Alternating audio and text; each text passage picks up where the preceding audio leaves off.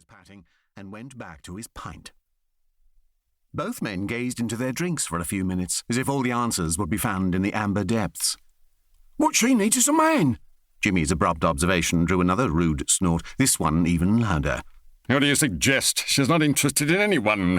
Says there's no one in Dartmouth she'd give house room to, and believe me, I've tried. When she's not giving me grief, she spends all her time in that bloody gallery with all those airy-fairy types. Can't imagine any one of them climbing her rigging. Not one set of balls between 'em."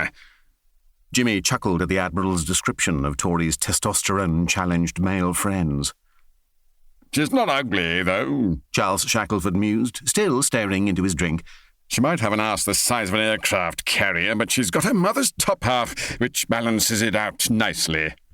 She's built a bit broad across the beam," Jimmy agreed, nodding his head. "And then there's this bloody film crew. I haven't told her yet."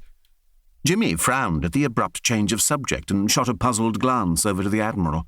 "Film crew? What film crew?" Charles Shackleford looked back irritably. "Come on, Jimmy, get a grip. I'm talking about that group of Nancys coming to film at the house next month. I must have mentioned it." Jimmy simply shook his head in bewilderment. Frowning at his friend's obtuseness, the Admiral went on. "You know, what's that bloody film they're making at the moment? The big blockbuster everyone's talking about." "What, you mean The Bridegroom?" "That's the one. Seems like they were looking for the large house overlooking the River Dart. I think they were hoping for Greenway, Agatha Christie's place, but then they spied the Admiralty and said it was spot on. Paying me a packet they are. Coming next week." Jimmy stared at his former commanding officer with something approaching pity. "And you've arranged all this without telling Tory?" "None of her bloody business," the Admiral blustered, banging his now empty pint glass on the bar and waving at the barmaid for a refill. "She's out most of the time anyway." Jimmy shook his head in disbelief. "When are you going to tell her?" "Well, I was going to do it this morning, but then this business with Mabel came up, so I scarpered. Last I saw, she was taking that bloody little mongrel of hers out for a walk, hoping she'll walk off her temper." His tone indicated he considered there was more likelihood of hell freezing over. "Is Noah Westbrook coming?" said Jimmy, suddenly sensing a bit of gossip he could pass on to Emily. "Noah who?" was the Admiral's bewildered response. "Noah Westbrook!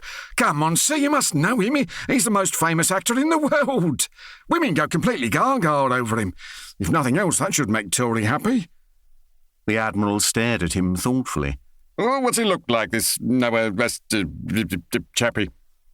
The barmaid, who had been unashamedly listening to the whole conversation, couldn't contain herself any longer, and thrusting a glossy magazine under the Admiral's nose, said breathlessly, "Like this, he looks like this."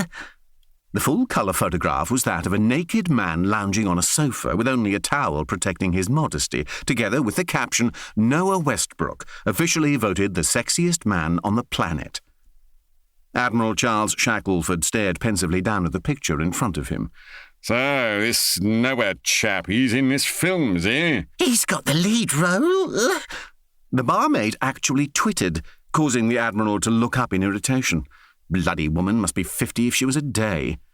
Shooting her a withering look, he went back to the magazine and read the beginning of the article inside.